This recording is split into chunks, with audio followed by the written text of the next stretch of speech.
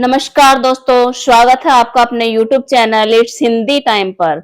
मैं गीता आपका बहुत बहुत स्वागत करती हूँ और आज हम एक 30 मार्क्स का मॉक टेस्ट करेंगे। देखते हैं कि आप में कितना दम है, आप कितने सही कर सकते हैं। देखिए, अब आपके जो पास टाइम है वह कुछ ही दिन शेष बचे हैं। मैं आशा करती हूँ कि आपकी तैयारी बहुत जोरों शोरों से चल रही होगी। तो चलिए स्टार्ट करते हैं बिना टाइम वेस्ट किए हुए। हमारा फर्स्ट क्वेश्चन है यहाँ पर कि गे संयुक्त व्यंजन किससे मिलकर बना है।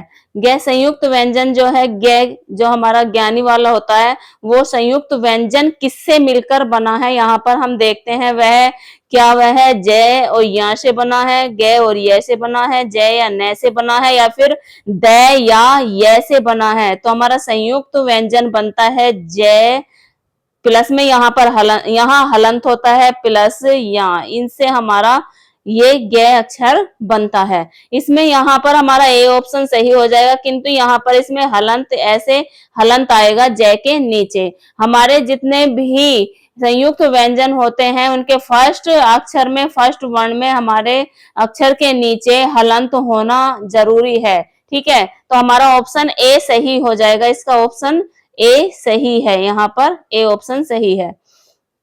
नेक्स्ट क्वेश्चन नंबर 2 है, निम्नलिखित में से कौन सा ऊष्म व्यंजन है। ऊष्म व्यंजन होते हैं जब वर्णों को बोलते हुए हमारे मुख से गर्म हवा निकलती है, उन्हें हम ऊष्म व्यंजन कहते हैं। ऊष्म व्यंजन की संख्या 4 होती है और ये होते हैं श, श और से और है।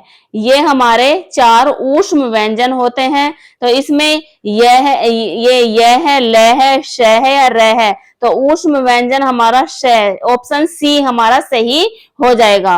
नेक्स्ट क्वेश्चन है नंबर 3, यह र ल व किस प्रकार के व्यंजन है। क्या स्पर्श व्यंजन है, ऊष्म व्यंजन है, अंतस्थ व्यंजन है या संयुक्त व्यंजन है। स्पर्श व्यंजन कैसे मैं तक 5 वर्ग में, 5 हर वर्ग में 5 वर्ण होते हैं और 25 हमारे इस स्पर्श व्यंजन होते हैं।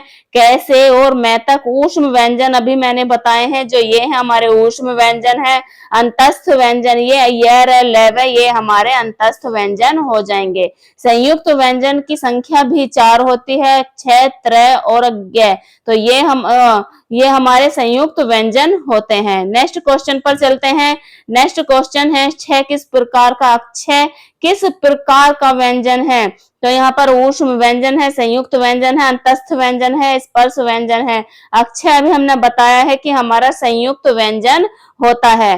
नेक्स्ट क्वेश्चन है हमारा, नेक्स्ट क्वेश्चन, हिंदी वर्णमाला में ऊष्म व्यंजनों की संख्या कितनी है। ऊष्म व्यंजनों की संख्या भी मैंने आपको इससे फर्स्ट वाले क्वेश्चन में बताया है कि हिंदी वर्णमाला में ऊष्म व्यंजन की संख्या 4 होती है और ऊष्म व्यंजन होते हैं हमारे श, से और है। ये हमारे ऊष्म व्यंजन होते हैं। नेक्स्ट क्वेश्चन देखते हैं, उदार का विलोम शब्द क्या हो जाएगा। उदार का विलोम शब्द क्या दानी होता है, कृपण होता है, धनी होता है, सज्जन होता है। उदार का अनुदार भी होता है और कृपण यहाँ पर सही ऑप्शन, कृपण भी उदार का विलोम शब्द होता है। नेक्स्ट क्वेश्चन नंबर 7 है, अल्प का विलोम शब्द क्या हो जाएगा। अल्प मतलब कम होता है, तो कम इसका पर्यायवाची है। न्यून भी पर्यायवाची है। अधिक इसका विलोम शब्द हो जाएगा। नेक्स्ट क्वेश्चन देखते हैं, नेक्स्ट क्वेश्चन पर चलते हैं और थोड़ा भी इसका वो पर्यायवाची शब्द होगा। नेक्स्ट क्वेश्चन है हमारा 8, आकाश का पर्यायवाची शब्द नहीं है। आकाश का पर्यायवाची शब्द क्या गगन, नभ, अंबर या पंकज क्या नहीं है। तो आकाश के ये तीनों गगन, नभ और अंबर, ये हमारे सभी पर्यायवाची शब्द आकाश के होते हैं। पंकज इसका पर्यायवाची शब्द नहीं है, डी ऑप्शन सही होगा। पंकज होता है यहाँ पर कमल के पर्यायवाची शब्द। पृथ्वी का पर्यायवाची शब्द क्या है, वसुंधरा है, पयोधी है, पावक है, दिवाकर है। देखो, पृथ्वी का पर्यायवाची शब्द होता है यहाँ पर वसुंधरा। वसुंधरा, धरा, भूमि, ये सभी हमारे पृथ्वी के पर्यायवाची शब्द होते हैं। पयोधी होता है हमारा समुद्र का पर्यायवाची शब्द, पावक आग का होता है और दिवाकर सूर्य का पर्यायवाची शब्द होता है। नेक्स्ट क्वेश्चन 10, जो कम बोलता हो उसके लिए सही ऑप्शन क्या होगा? एक शब्द क्या होगा? कम बोलने वाले के लिए एक शब्द होगा मितभाषी, वाचाल, वक्ति या मौन। मौन, मौन जो बिल्कुल नहीं बोलता है, जो बिल्कुल भी नहीं बोलता उसे हम मौन कहते हैं। वक्ता जो अच्छा बोलता है। वाचाल मतलब जो बहुत ज्यादा बोलता है। और मितभाषी जो कम बोलता है। ऑप्शन ए इसका सही आंसर हो जाएगा। नेक्स्ट क्वेश्चन, जो दूसरों का उपकार भूल जाता है उसके लिए एक शब्द क्या होगा? कृतज्ञ होगा, उदार होगा, कृतघ्न होगा या फिर दयालु होगा? जो दूसरों का उपकार भूल जाता है उसके लिए कृतघ्न एक शब्द होता है। नेक्स्ट क्वेश्चन देखते हैं, निम्नलिखित में से क्रिया विशेषण शब्द कौन सा है? क्रिया विशेषण शब्द, क्रिया विशेषण शब्द वे शब्द होते हैं जो क्रिया की विशेषता बताते हैं।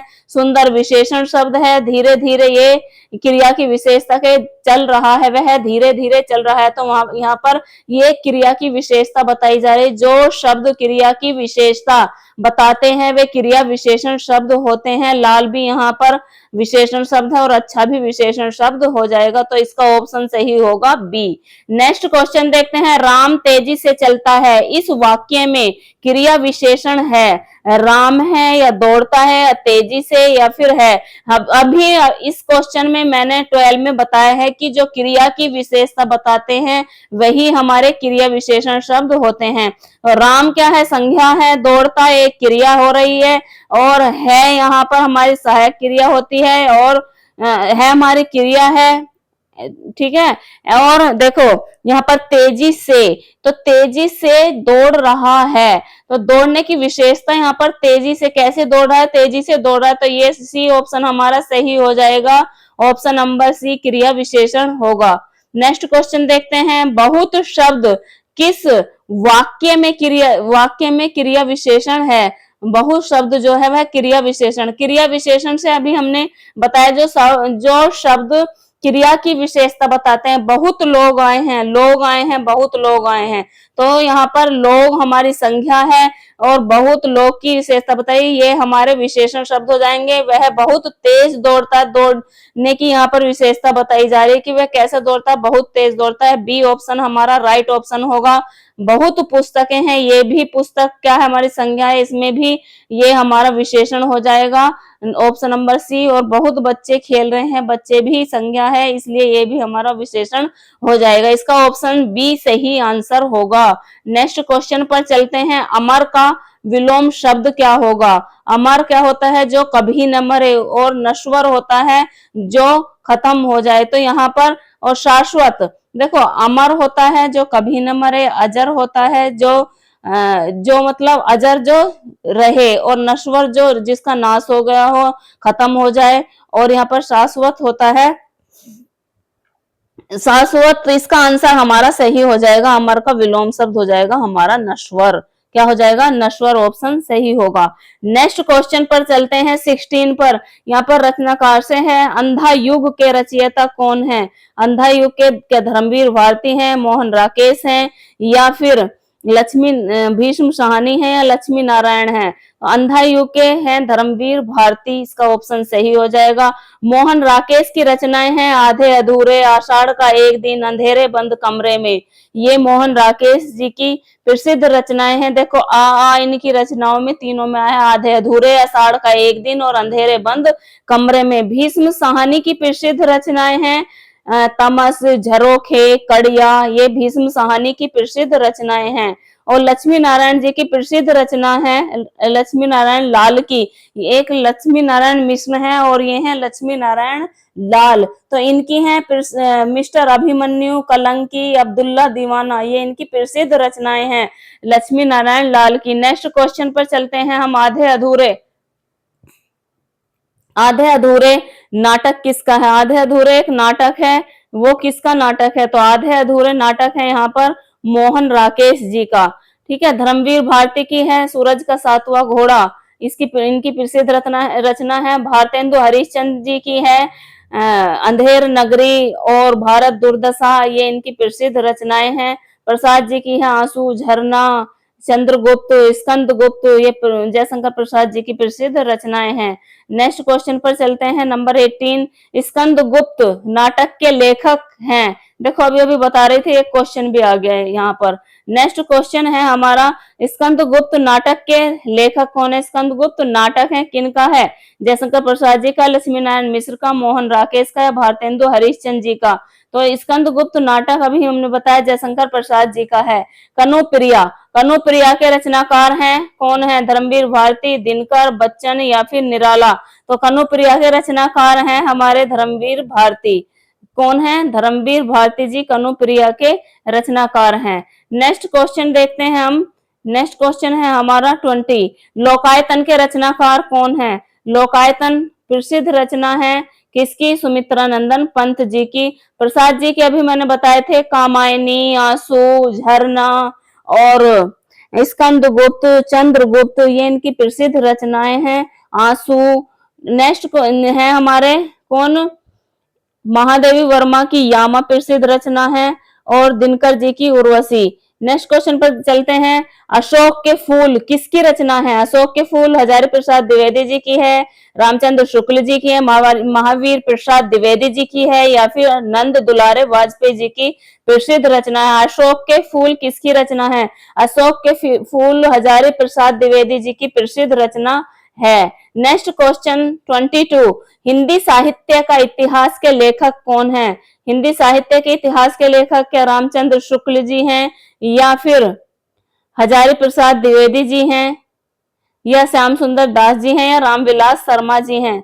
तो यहाँ पर हिंदी साहित्य के इतिहास के लेखक हैं हमारे रामचंद्र शुक्ल जी। रामचंद्र शुक्ल जी की प्रसिद्ध रचना है यह कौन सी?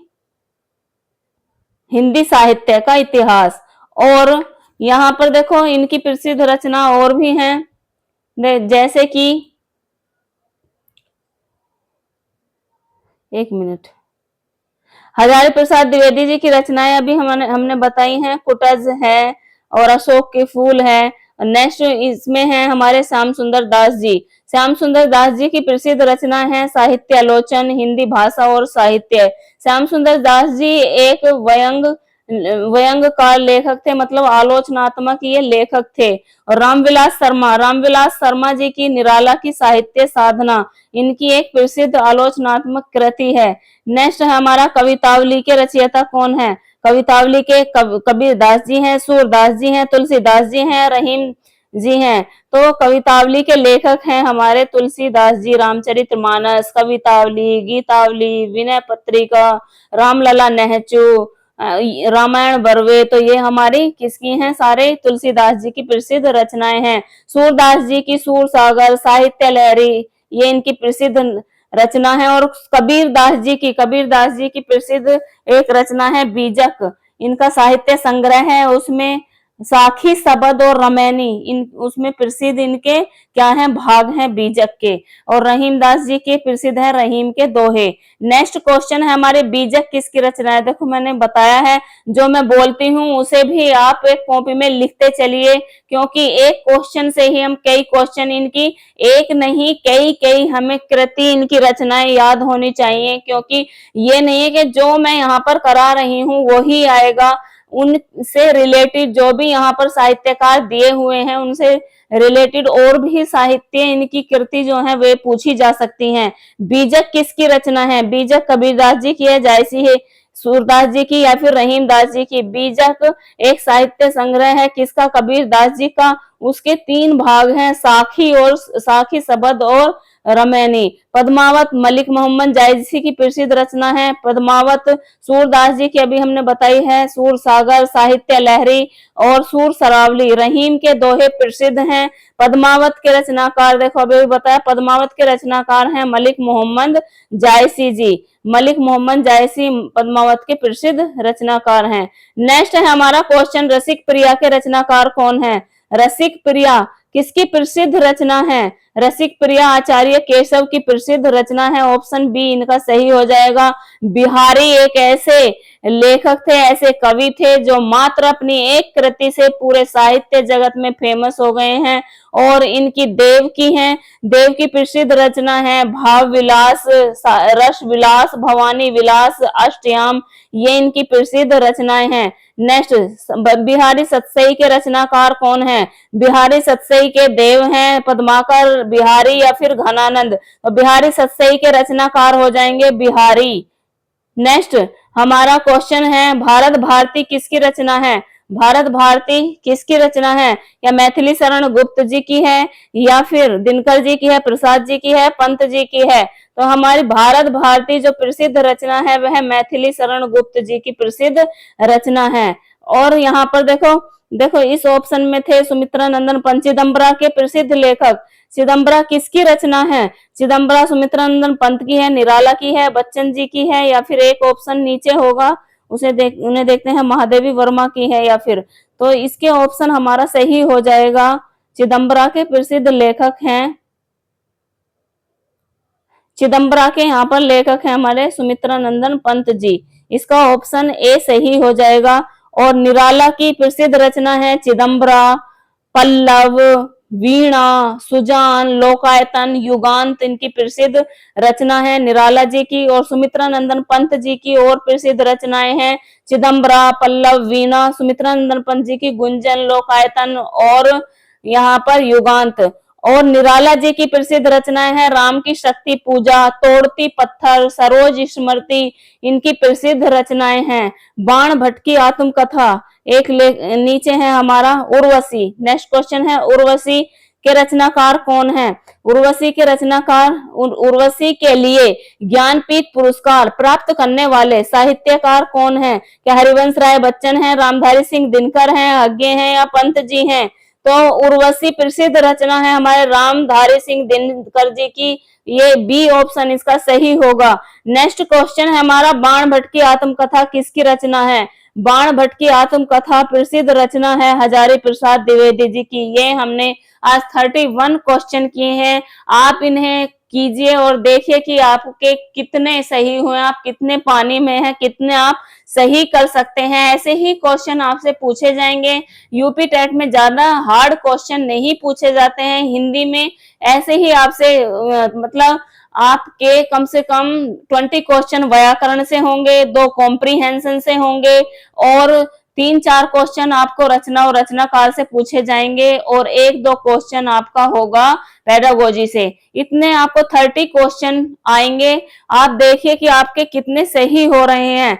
और अगर आप इन्हें सही कर लेते हैं तो आप ज्यादा से ज्यादा मॉक टेस्ट लगाइए। जो भी आपका क्वेश्चन सही नहीं हो रहा है वो आप अब मेरे YouTube चैनल पर जाकर व्याकरण के सारे टॉपिक मैंने आपको करा रखे हैं। अगर आपको ये वीडियो पसंद आई है तो वीडियो को ज्यादा से ज्यादा शेयर, लाइक और सब्सक्राइब कीजिए। धन्यवाद दोस्तों।